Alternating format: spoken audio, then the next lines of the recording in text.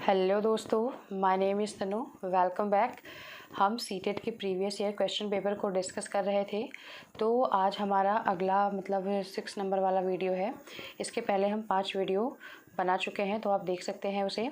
और हम सीटेट के प्रीवियस ईयर क्वेश्चन पेपर कि 2021 में जितने भी पेपर आए हुए हैं उन सारे पेपर के क्वेश्चंस को कर रहे हैं। ठीक, तो अभी हम देखते हैं कि आज का पहला क्वेश्चन क्या है। तो पहला क्वेश्चन है कि समावेशी शिक्षा से क्या अभिप्राय है। इंक्लूसिव एजुकेशन के बारे में क्वेश्चन पूछा गया है। तो समावेशी शिक्षा में आर्थिक रूप से कमज़ोर वर्ग EWS का आरक्षण केवल सरकारी विद्यालय में ही उपलब्ध कराया जाए। तो ये बात तो बिल्कुल सही नहीं है, क्योंकि यहाँ पे समावेशी शिक्षा की बात की जा रही है। लोग बच्चों को जोड़ने की, इंक्लूज़न की बात की जा रही है, समावेश करने की बात की जा रही है, अलग करने की बात नहीं की जा रही है। तो दिव्यांग छात्रों को सिर्फ विशेष विद्यालय में शिक्षा दी जाए, ये तो एकदम ही अपोजिट पॉइंट हो गया। क्योंकि किसी भी तरीके के बच्चे हो, चाहे वो बैकवर्ड हो, चाहे वो उनके अंदर कोई चाहे वो दिव्यांग हो या फिर वो एवरेज हो, चाहे तो गिफ्टेड हो, सभी बच्चों को एक क्लास में समाहित करके एक स्कूल में पढ़ाने की बात इंक्लूसिव एजुकेशन में की जाती है। तो दिव्यांग छात्रों को सिर्फ विशेष विद्यालय में शिक्षा दिया जाए, ये भी नहीं होगा। सरकारी विद्यालय में केवल अंग्रेजी पढ़ाई जाए, इसका तो कोई मतलब ही नहीं है पॉइंट का। अगला है कि योग्यताओं से परे होकर सभी बच्चों को गुणवत्तीय शिक्षा उपलब्ध कराई जाए। तो फोर्थ ऑप्शन जो है वो बिल्कुल सही है कि योग्यता से परे होकर, मतलब ये ना देखा जाए कि बच्चा बैकवर्ड है, कि बच्चा बहुत तेज है, कि बच्चा एवरेज है, कि कोई भी कमी है, दिव्यांग है बच्चा कैसा भी, ये सब नहीं देखना है। बल्कि सभी बच्चों को क्वालिटेटिव एजुकेशन कि गुणवत्तीय शिक्षा जो है वो उपलब्ध कराने की बात समावेशी शिक्षा में किया जाता है। तो डी ऑप्शन जो है वो बिल्कुल सही है। अगले क्वेश्चन को देखते हैं। अगला क्वेश्चन देखते हैं कि पढ़ाते समय एक शिक्षक को पाठ्य सामग्री को दर्शाने के विभिन्न तरीके अपनाने चाहिए। तो पहला ऑप्शन बोल रहा है कि अगर एक टीचर पढ़ा रहा है तो उसको पढ़ाते समय विभिन्न तरीके के पाठ्य सामग्री को दर्शाने के लिए, कि आप जो भी पढ़ा रहे हैं उसे दर्शाने के लिए, उसे समझाने के लिए अलग अलग तरीके, बहुत सारे बच्चे होते हैं क्लास में, अलग अलग तरीके से सीखने वाले, कि डाइवर्स लर्नर क्लासरूम में होते हैं। तो अलग अलग बच्चों को अलग अलग तरीक़ों से पढ़ाने के लिए अलग अलग तरीके अपनाने चाहिए। तो ये ऑप्शन जो है वो बिल्कुल सही है। अगला क्या है कि शिक्षक को अधिगमकर्ताओं की विविध आवश्यकताओं हेतु अपने शिक्षा शास्त्र को उनके अनुकूल बनाना चाहिए। तो ये भी बिल्कुल सही है कि जैसे अलग अलग नीड वाले बच्चे हैं क्लासरूम में, तो हमें उनके नीड के अकॉर्डिंग अपने पेडागोजी को उनके हिसाब से बनाना चाहिए। उनके हिसाब से हमें वो पेडागोजी यूज़ करनी चाहिए जो कि क्लासरूम में सारे बच्चों के लिए सूटेबल हो, या फिर अलग अलग बच्चों के लिए मल्टीपल तरीके से चीज़ों को बताने की कोशिश करनी चाहिए। तो यहाँ पे दोनों ही सही है और व्याख्या भी सही है। ठीक, तो यहाँ पे हमारा ये ऑप्शन जो है वो बिल्कुल सही हो जाएगा। और अब हम अगले क्वेश्चन की तरफ चलते हैं।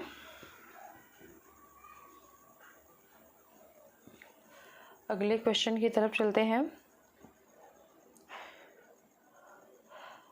अगला क्वेश्चन है, एक बच्ची लिखाई में निरंतर कठिनाई का सामना करती है, उसे अक्षर बनाने और शब्दों के अंतराल में चुनौती महसूस होती है। यह लक्षण किस अधिगम की ओर इशारा करती है। यह लक्षण जो है वो किस अधिगम की ओर इशारा करती है। तो यहाँ पे क्या है, एक बच्ची लिखाई में निरंतर कठिनाई का अनुभव कर रही है, उसको लिखने में प्रॉब्लम हो रही है बच्ची को, और उसे अक्षर बनाने और शब्दों के बीच अंतराल करने में भी चुनौती, लिखने संबंधी प्रॉब्लम है। तो यहाँ पे एक बार हम इसका इंग्लिश ऑप्शन देखना पड़ेगा, क्योंकि हिंदी इन्होंने बहुत अलग ही दिया है। अगर बच्ची को लिखने में, और child is facing regular difficulty in writing में वो कोई डिफ़िकल्टी फेस कर रही है, और she also experiences a challenge in formation of alphabet, alphabet को बनाने में और वर्ड के बीच में स्पेसिंग करने में उसको चैलेंज महसूस हो रहा है, कि उसको प्रॉब्लम हो रही है। तो यह किसका सिंबल है, यह किसकी विशेषता बता रहा है। तो ये कौन सी लर्निंग डिसेबिलिटी है, तो कौन सी है वो, डिसग्राफिया है। क्या है ये, डिस्ग्राफिया है। बी ऑप्शन जो है वो बिल्कुल सही है। डिसलेक्सिया में पढ़ने संबंधी रीडिंग डिसऑर्डर होता है। डिसकैलकुलिया में जो है वो मैथमेटिक्स का जो प्रॉब्लम होता है, जिसमें मैथमेटिक्स से संबंधित जो भी प्रॉब्लम्स होती हैं वो डिसकैलकुलिया में आता है। और ADHD में क्या होता है कि हम अटेंशन एक जगह नहीं रख पाते हैं, मतलब कि कहीं फोकस नहीं लगा पाते, तो कभी यहाँ बैठे हैं कभी वहाँ बैठे हैं। ADHD की प्रॉब्लम यही होती है कि कभी बच्चा जो है वो अटेंटिव नहीं हो पाता, फोकस नहीं कर पाता उसमें, तो लिखने में प्रॉब्लम हो रही है, इसलिए ये डिसग्राफिया है। और अगला क्वेश्चन देखते हैं कि विद्यार्थियों में विद्यार्थियों में अधिगम विभिन्नताओं को पूरा करने के लिए एक शिक्षक को क्या करना चाहिए। मानकीकृत पद्धतियों और आकलन के तरीकों का उपयोग करना चाहिए। एक व्यक्तिगत आवश्यकताओं को पूरा करने के लिए एक शिक्षक को क्या करना चाहिए क्लासरूम में। तो या मानकीकृत मतलब स्टैंडर्ड कोई प्रोसेस हो उसका यूज़ करना चाहिए, मतलब स्टैंडर्ड तरीके, स्टैंडर्ड जो है वो एक मानक निर्धारित करके उसी से बच्चों का आकलन किया जाना चाहिए। या फिर शिक्षा शास्त्रीय उपागम और मूल्यांकन के विविध साधनों का उपयोग करना चाहिए। तो ये जो है वो पॉजिटिव बात है एक। उसके बाद क्या है कि रटन आधारित अधिगम को निर्धारित करने के लिए एक रूप शिक्षा शास्त्र का इस्तेमाल करना चाहिए। तो रटन की बात तो बिल्कुल गलत है, पॉजिटिव पॉइंट में कभी भी रटने वाली बात आती नहीं है। अगला क्या है, पेपर पेंसिल आधारित परीक्षण की संख्या में वृद्धि करना और पुनर्स्मरण पर बल देना, मतलब रिकॉल करने पर बल देना, पेपर पेंसिल का टेस्ट लेना, ये भी बिल्कुल सही नहीं है। यहाँ पे व्यक्तिगत विभिन्नता को पूरा करना, मतलब कि इंडिविजुअल डिफरेंसेस जो होते हैं बच्चों में, अलग अलग बच्चों की अलग अलग आवश्यकताएं होती है, अलग तरीके से वो सीखते हैं, तो उसको पूरा करने के लिए एक शिक्षक को क्या करना चाहिए। तो यहाँ पे बी ऑप्शन बिल्कुल सही है कि शिक्षा शास्त्रीय उपागम और मूल्यांकन के विभिन्न साधनों का उपयोग करना चाहिए। तो बी ऑप्शन जो है यहाँ पे बिल्कुल सही है कि शिक्षा शास्त्रीय उपागम और मूल्यांकन के अलग अलग साधनों का उपयोग करना चाहिए। बी ऑप्शन यहाँ पे बिल्कुल सही है। एक बार इंग्लिश में अगर हम देखें तो यहाँ पे जो है वो use a variety of pedagogical approaches and mean of assessment, अलग अलग वैरायटी के पेडागोजिकल अप्रोचेस यूज़ करने चाहिए। मतलब कि डाइवर्स लर्नर है क्लास में, अलग अलग तरीके के बच्चे हैं, तो हमें उन्हें अलग अलग तरीके से हो सकता है सिखाना पड़ जाए क्लासरूम में, तो वही बात ये कह रहा है। बी ऑप्शन जो है वो बिल्कुल सही है। और अब अगला क्वेश्चन देखते हैं।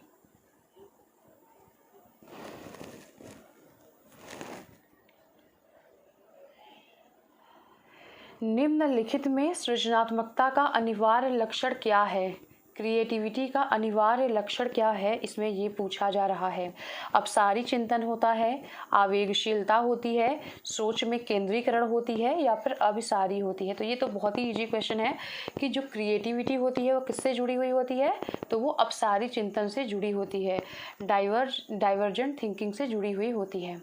तो यहाँ पे क्या है, अगर हम देखें तो क्रिएटिविटी जो है वो डाइवर्जेंट थिंकिंग से जुड़ी हुई होती है। तो ए ऑप्शन जो है वो, पहला ऑप्शन जो है वो बिल्कुल सही है।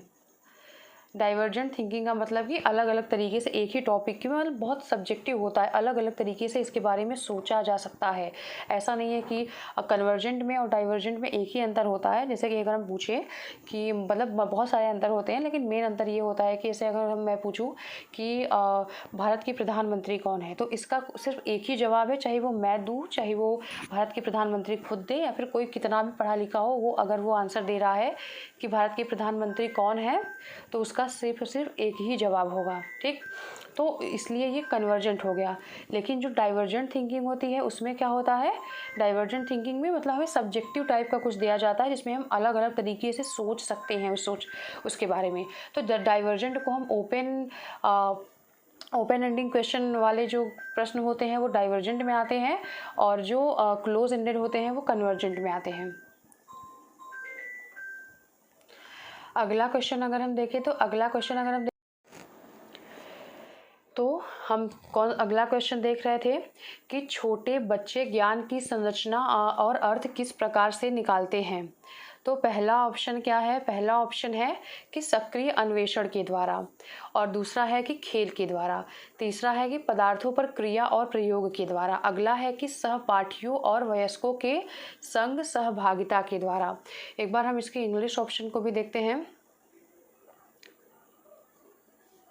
Young children construct knowledge and make meanings through, किसके थ्रू बनाते हैं मीनिंग और कैसे अपना नॉलेज को कंस्ट्रक्ट करते हैं, मतलब कि बनाते हैं। तो एक्टिव एक्सप्लोरेशन बिल्कुल सही है ये, एक्टिव एक्सप्लोरेशन बिल्कुल सही है ये। और अगला क्या है, अगला क्या है, प्ले। तो प्ले भी सही है, मतलब बच्चे खेलते हैं, खेल खेल में बहुत सारी चीज़ें जो है सीखते हैं और उससे अपने नॉलेज का निर्माण करते हैं। और लेव वाइगोत्स्की के अनुसार बच्चे जो है वो वातावरण में रह के सीखते हैं। तो मतलब गेम खेलेंगे तो अकेले तो खेलेंगे नहीं, और बहुत सारे लोगों के साथ खेलेंगे, तो उसमें से भी बच्चे बहुत कुछ अपने नॉलेज को बनाते हैं वहाँ से। Active on material and experimenting, मतलब कि एक्सपेरिमेंट करके कोई मटेरियल में छोटी छोटी चीज़ें बच्चे जो है बहुत एक्सपेरिमेंट करते हैं। जब बचपन की बातें होती हैं तो सबने किया है, हम लोगों ने भी किया है और सब करते ही हैं।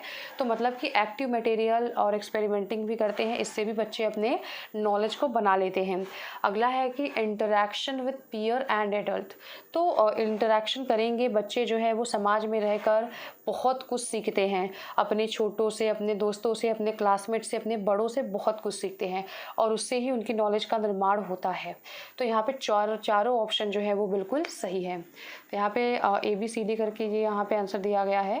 तो यहाँ पे ABCD, यहाँ पे चारों ऑप्शन जो है वो सही है, यहाँ पे चारों ऑप्शन बिल्कुल सही हैं। अब अगला देखते हैं, अगला क्वेश्चन देखते हैं कि एक अध्यापिका बच्चों को फ़ोन नंबर रटने के लिए फ़ोन नंबर के 10 अंकों को 3-4 अंकों के समूह में 3-4 अंकों के समूहों में बांट करके याद करना सिखाती है। जैसे कि हम लोग कभी कभी मतलब जैसे कि कोई भी नंबर मान लीजिए कि याद करते हैं, जैसे कि उसमें 388 है, 999 है, या फिर 44 है, इस तरीके से चंक बना के मतलब कि तोड़ तोड़ के याद करते हैं कि हमें अपना नंबर किस तरीके से याद है। किसी किसी को 3-3 के खंड में याद होता है, चंक में याद होता है, किसी किसी को 4-4 में याद होता है, 2-2 में याद होता है। मतलब इस तरीके से लोग तोड़ तोड़ के नंबर्स को या फिर जो बड़ा डिजिट वाला कोई भी चीज़ होता है उसको याद रखते हैं। तो एक अध्यापिका बच्चों को फ़ोन नंबर रटने के लिए फ़ोन नंबर के 10 अंकों को 3-4 अंकों के समूह में बांटकर याद करना सिखाती है। अध्यापिका के द्वारा सुझाई यह रणनीति क्या कहलाती है? तो खंडीकरण कहेंगे, कूट लेखन तो है नहीं, डिकोडिंग तो ये किया नहीं जा रहा है, स्वांगीकरण भी नहीं है, अडेप्टेशन मतलब अनुकूलन भी नहीं है, बल्कि ये क्या है, ये खंडीकरण है। ये ऑप्शन जो है वो बिल्कुल सही है। एक बार इसके इंग्लिश को देखना ज़रूरी पड़ेगा। To help children memorize the phone number, a teacher suggests student to divide 10 digits of phone number into 3 or 4 smaller unit and then remember। मतलब इस स्ट्रेटजी को हम क्या बोलेंगे कि छोटे छोटे पार्ट्स में उनको नंबर को याद करना है, तो उसे हम क्या बोलेंगे, चंकिंग बोलेंगे। चंकिंग का मतलब कि छोटे छोटे पार्ट्स में 2 का पार्ट बना लो, 3 का बना लो, 4 का बना लो, मतलब बड़े नंबर्स को याद रखने के लिए इस तरीके से चंक बना के चीज़ें याद की जाती हैं। तो यहाँ पे ए ऑप्शन जो है वो बिल्कुल सही है। और इस तरीके के क्वेश्चन सीटेट में पहली बार आ रहे हैं और ये सब जो है वो एप्लीकेशन बेस्ड क्वेश्चन है। इसको आप बहुत कुछ पढ़ के नहीं कर पाएंगे। इसको अगर आप प्रीवियस ईयर की क्वेश्चन पेपर को प्रैक्टिस करके सिर्फ जाते हैं, 2021 के क्वेश्चन पेपर को, और उसके पहले के क्वेश्चन पेपर तो बहुत ही कम है, अगर आप उनको अच्छे से प्रैक्टिस करके जाते हैं और आपको उनके सारे कॉन्सेप्ट पता है तो आप आराम से बहुत अच्छा स्कोर कर सकते हैं पेडागोजी में। तो अगला है कि निम्नलिखित में से कौन सी 23 नंबर वाला क्वेश्चन है कि निम्नलिखित में से कौन सी दशा पर विद्यालयों में सबसे अधिक बल देना चाहिए। निम्नलिखित में से अधिगम की कौन सी दशा पर, अधिगम की कौन सी दशा पर विद्यालयों में सबसे अधिक जोर देना चाहिए, अधिगम की कौन सी दशा पर सबसे अधिक विद्यालय में जोर दिया जाना चाहिए, बल दिया जाना चाहिए। तो क्या है ऑप्शन, क्या है कि परिवेश से सहभागिता तथा कौशल और ज्ञान का अर्जन करना। ये पॉजिटिव बातें हैं।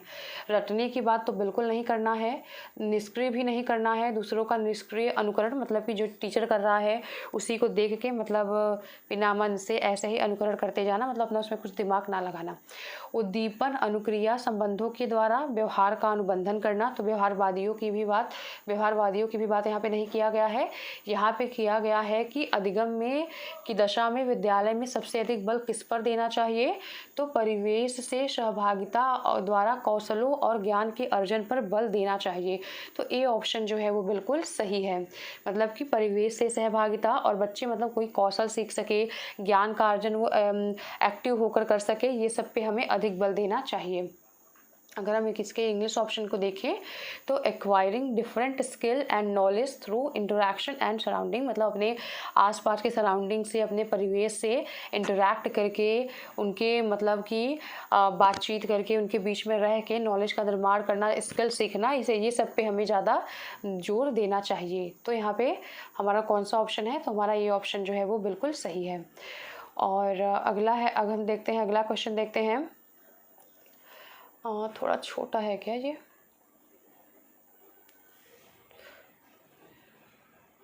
अगला क्वेश्चन अगर हम देखें तो अगले क्वेश्चन में क्या है कि निम्नलिखित में से कौन सा सामाजिक संरचनात्मक उपागम के अनुसार छात्रों के पढ़ने को सुसाध्य करता है? कौन सा ऑप्शन इसमें ऐसा है? तो कौन सा ऑप्शन है? सलमा विद्यार्थियों को, एक बार फिर से क्वेश्चन देख लेते हैं कि सामाजिक संरचनात्मक उपागम के अनुसार छात्रों को पढ़ने के लिए सुसाध्य करता है। कौन सा ऑप्शन है इसमें? मतलब कि प्रेरित करता है या पढ़ने के लिए मतलब उनको मोटिवेट करता है। तो सलमा विद्यार्थियों को नए शब्द सिखाने के लिए फ्लैश कार्ड का उपयोग करती है और उनके सही उत्तर के लिए उन्हें टॉफ़ी देकर पुरस्कृत करती है।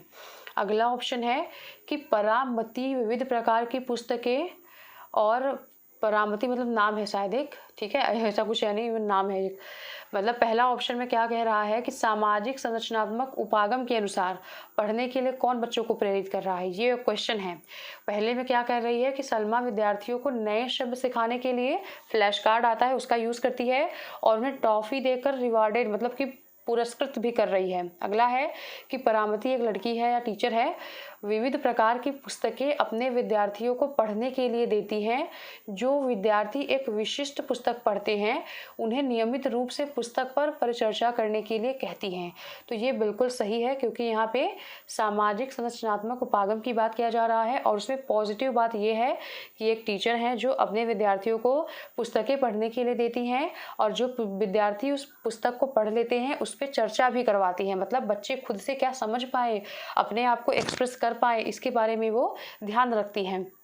अगला है अरुंधति नए शब्दों का अर्थ समझने के लिए संदर्भ संबंधित संकेतों के इस्तेमाल पर बल देती है। तो ये भी बात ठीक है। अगला है कि रेखा अपने विद्यार्थियों को उन शब्दों को 5 बार लिखने के लिए देती हैं जो वह वर्तनी में गलत करते हैं। तो ये ऑप्शन जो है वो सही नहीं है, मतलब कि ये तो ड्रिल कराना हो गया, एक तरीके से अभ्यास कराना हो गया, तो ये इस क्वेश्चन के अकॉर्डिंग सही नहीं होगा। तो अब हम नीचे देखते हैं कि कौन सा ऑप्शन जो है वो सही है। यहाँ पे हम नीचे देखते हैं कि कौन सा ऑप्शन, यहाँ पे 1 2 3 4 के फॉर्म में क्वेश्चन का आंसर जो है वो दिया गया है। तो इसमें क्या है, यहाँ पे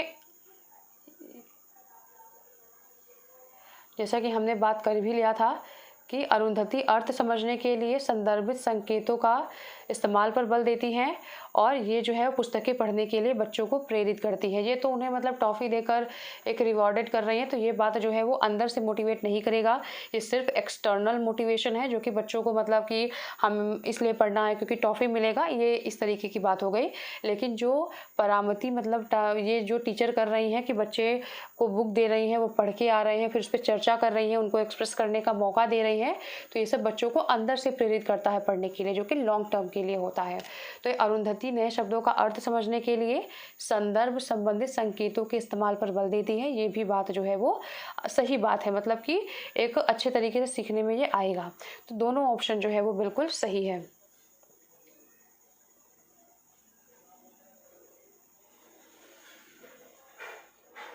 यहाँ पे क्वेश्चन क्या था, social constructivist approach to facilitate student. तो आपने देख ही लिया, परामती जो है वो स्टूडेंट को मौका दे रही हैं और अरुंधति जो है वो कॉन्टेक्चुअल मटेरियल पे मतलब बल दे रही है कि आप इसको नए वर्ड्स को सीखे संदर्भ में यूज़ कर करके, मतलब हम वर्ड मीनिंग याद करते हैं तो भूल जाते हैं, लेकिन अगर हम उसको बार बार यूज करने लग जाए तो वो हमें अच्छे से याद हो जाती है। तो वही बात यहाँ पे ये करवा रही हैं।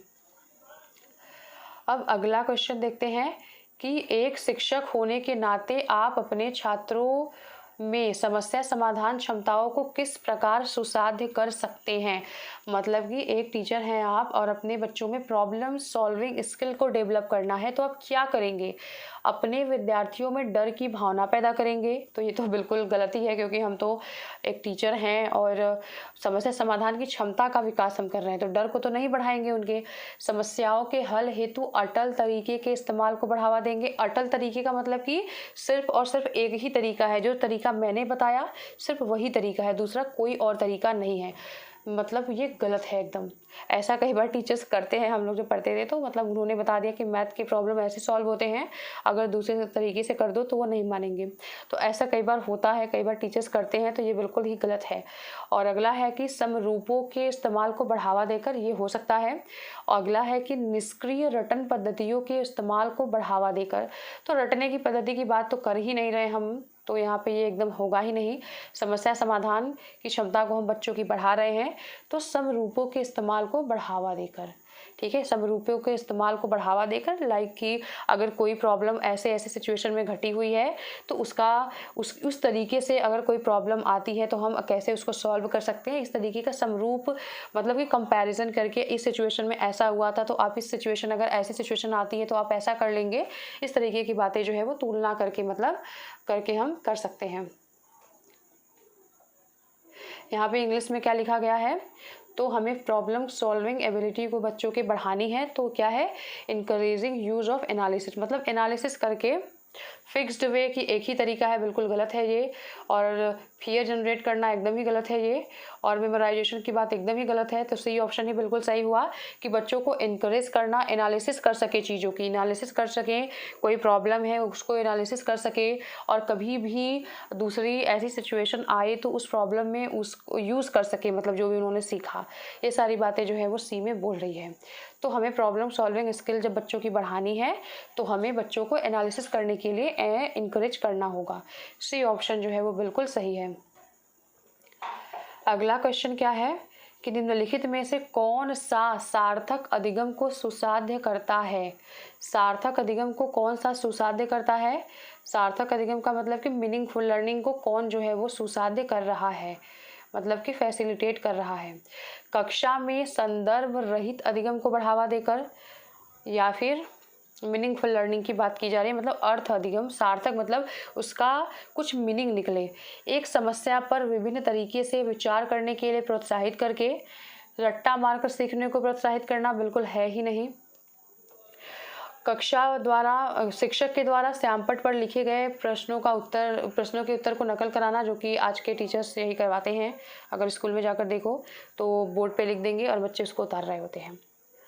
और तो ये भी बिल्कुल ही करवाना नहीं है। यहाँ पे मीनिंगफुल लर्निंग की बात की जा रही है, तो कक्षा में संदर्भ रहित अधिगम को बढ़ावा नहीं देना है। एक समस्या पर विविध तरीके से विचार करने के लिए प्रोत्साहित करना। तो हमारा कौन सा नंबर का क्वेश्चन है ये, 26 नंबर का क्वेश्चन है, और इसमें हमारा बी ऑप्शन जो है वो बिल्कुल यहाँ पे सही होगा। संदर्भ रहित नहीं, संदर्भ सहित अधिगम को बढ़ावा दिया जाता है, संदर्भ रहित अधिगम को नहीं। तो ये भी नहीं होगा। रट्टा तो मारना भी नहीं है, श्यामपट्ट पे लिखी चीज़ों की नकल भी नहीं करना है, क्योंकि ये पैसिव लर्निंग हुई।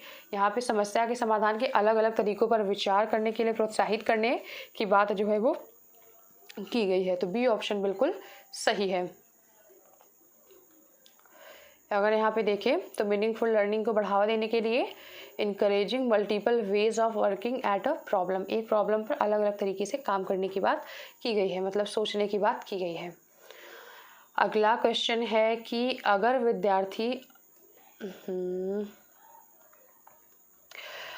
विद्यार्थी अपने कार्य की सफलता को आंतरिक कारणों पर आरोपित करते हैं तो उसमें कौन सी भावना उत्पन्न होगी।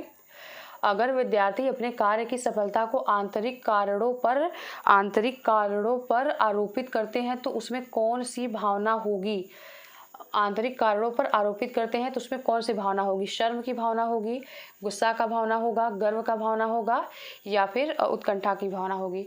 ये क्वेश्चन अगर समझ में ना आ रहा हो तो आप ऐसे देख सकते हैं कि शर्म जो है वो नेगेटिव है, गुस्सा भी नेगेटिव है, उत्कंठा भी नेगेटिव है। आपके पास बचा क्या, सिर्फ और सिर्फ गर्व बचा।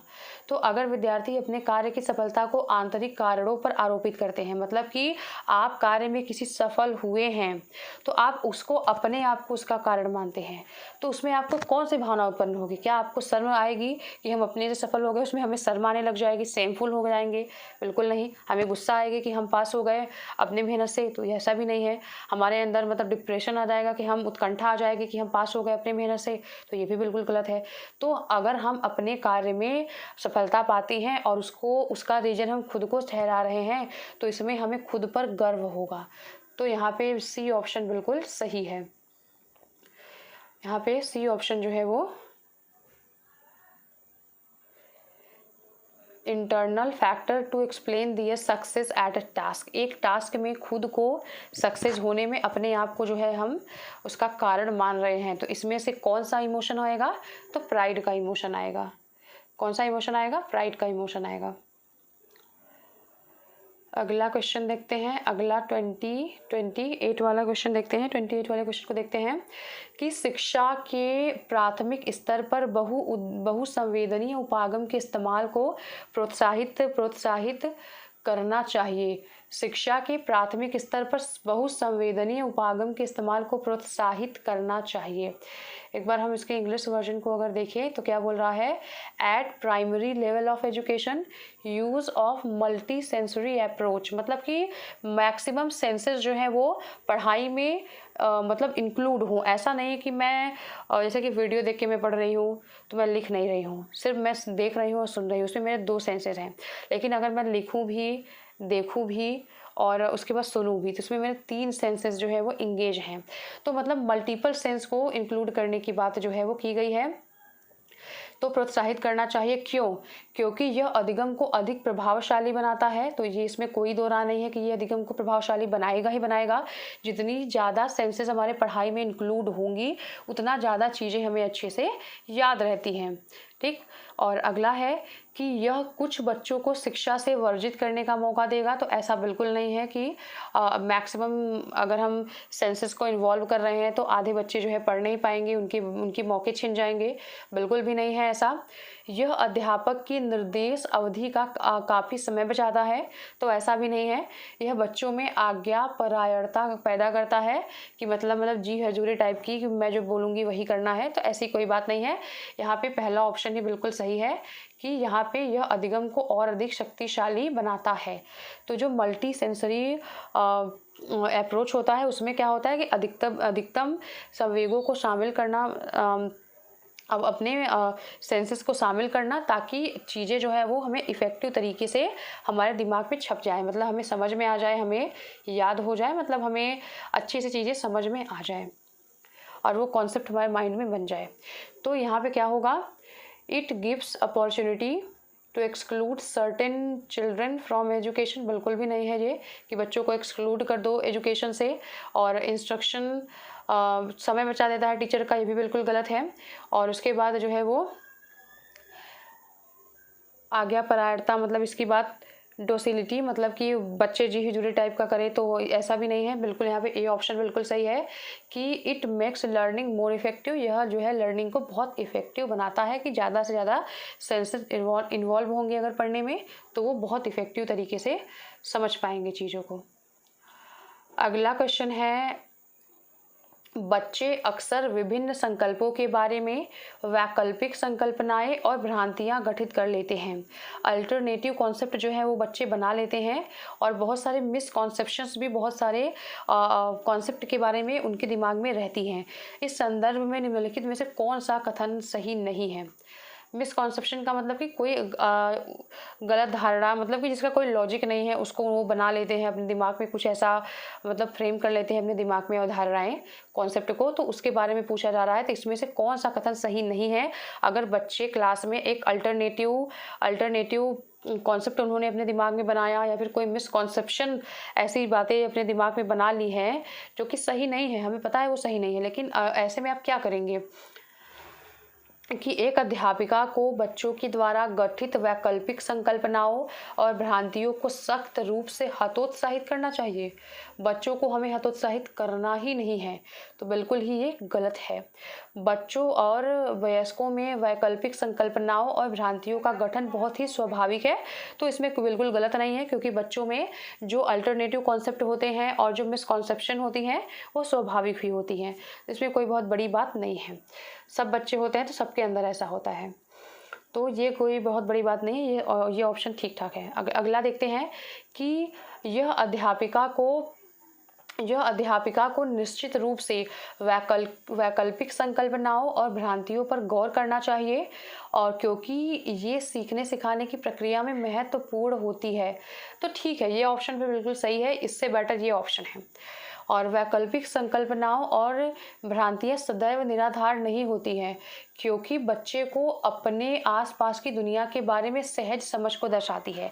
तो जो वैकल्पिक धारणाएं होती हैं, जो कि भ्रांतियाँ होती हैं, वो बच्चों के मतलब वो गलत ही नहीं होती हैं, उनकी क्या समझ है किसी चीज़ को लेकर, तो वो बातें बताती हैं। जैसे कि मैं हमेशा बात करती हूँ कि जैसे कि हम लोग ट्रेन में जा रहे हैं, छोटे बच्चे जब रहते हैं, हम लोग भी थे, तो सोचते थे कि ट्रेन जा रही है, उसके साथ हमारे साथ पेड़ पौधे भी जा रहे हैं, हम लोग चल रहे हैं तो चाँद भी हमारे साथ चल रहा है। ये सब चीज़ें सभी के दिमाग में आती हैं। तो ये क्या दर्शाती है? ये एक वैकल्पिक धारणा, मतलब वैकल्पिक संकल्पना, वैकल्पिक अल्टरनेटिव कॉन्सेप्ट ही तो है, जो कि हम समाज की दुनिया के बारे में सोच रहे होते हैं। तो ये बिल्कुल गलत नहीं है, ये ऑप्शन भी सही है। तो यहाँ पे नहीं है पूछा गया है, तो जो नहीं है पूछा गया है, तो यही और पहला ऑप्शन है बिल्कुल सही है कि हमें बच्चों को हतोत्साहित नहीं करना चाहिए, क्योंकि ये स्वाभाविक होती हैं और इनको हमें दूर करने की कोशिश करनी चाहिए, ना कि उन्हें हतोत्साहित करना चाहिए। और ये जो वैकल्पिक अवधारणाएं होती हैं, वो बच्चों की समझ को दिखाती हैं कि वो समाज के बारे में, मतलब किसी भी चीज़ के बारे में क्या समझ रखते हैं। और आज का लास्ट क्वेश्चन देखते हैं कि निम्नलिखित में से कौन सा परिप्रेक्ष्य यह कहता है कि ठोस प्रलोभन और पुरस्कारों के द्वारा विद्यार्थियों को सीखने के लिए अभिप्रेरित किया जा सकता है। मतलब बच्चों को रिवॉर्ड देके या फिर पुरस्कार देके, प्रलोभन देके बच्चों को हम अभिप्रेरित कर सकते हैं। तो मानवतावादी उपागम बिल्कुल ऐसा नहीं बोलता है, ये कल्याण पे होता है। व्यवहारवाद कहता है, ये बात व्यवहारवादियों के बारे में बिल्कुल सही है। व्यवहारवाद में क्या होता है कि ये एक्सटर्नल होता है, मतलब बाहरी तरीके से कंट्रोल करना। जैसे कि फर्स्ट प्राइज रख दी गई कि अगर कोई सीटेट का एग्ज़ाम पास करता है, 110 प्लस नंबर लेके आता है, तो उसको कोई ऐसे टैबलेट मिलेगा, मोबाइल मिलेगा या चॉकलेट मिलेगा, तो हम उस रिवॉर्ड के लिए पढ़ाई कर रहे हैं। तो ये बाहरी तरीके से ये कंट्रोल किया जा रहा है, ये प्रलोभन देके किया जा रहा है।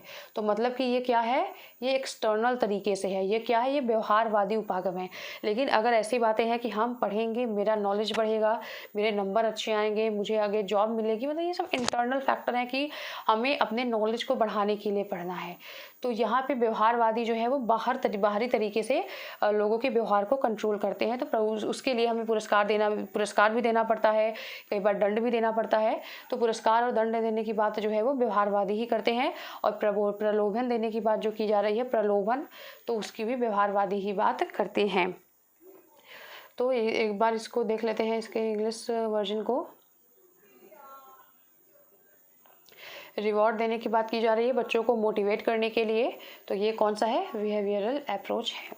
सोशियो कल्चरल ये है नहीं, कॉग्निटिव ये है नहीं, ह्यूमनिस्टिक ये है नहीं। तो यहाँ पे बी ऑप्शन जो है वो बिल्कुल सही है। तो हमने 2021 का 3 पेपर जो है वो बहुत अच्छे से कंप्लीट कर लिया है। 15 क्वेश्चन की वीडियोस मैं बना रही हूँ, और एग्ज़ाम आते आते तो हम सारे क्वेश्चन को, मतलब Hindi pedagogy, English pedagogy, CDP का तो कर ही लेंगे, उसके अलावा EVS का पेडागोजी और कंटेंट वाला पार्ट दोनों ही, मैथ पेडागोजी, SST का पेडागोजी, मतलब पेडागोजी के सारे क्वेश्चन को हम करके जाएंगे। क्वेश्चन पेपर जो है वो बहुत सारे बनने वाले हैं अगर ऑनलाइन एग्ज़ाम होंगे। वैसे तो बातें चल रही हैं कि ऑनलाइन एग्ज़ाम ना हो इस बार, लेकिन अभी कोई ऑफिशियल न्यूज़ नहीं है, तो अभी भी आप सोच के चलिए कि ऑनलाइन एग्ज़ाम होने वाला है। और बहुत सारे क्वेश्चन को, जितने ही क्वेश्चन आप प्रैक्टिस करेंगे उतना ही आपका कॉन्सेप्ट मजबूत बनता जाएगा। तो आज के लिए सिर्फ इतना ही। अगर आपको चैनल के कंटेंट पसंद आ रहे हो तो आप हमारे वीडियोस को लाइक करें, चैनल को सब्सक्राइब करें, बेल आइकन को प्रेस करें और हमें सपोर्ट करें। Thank you.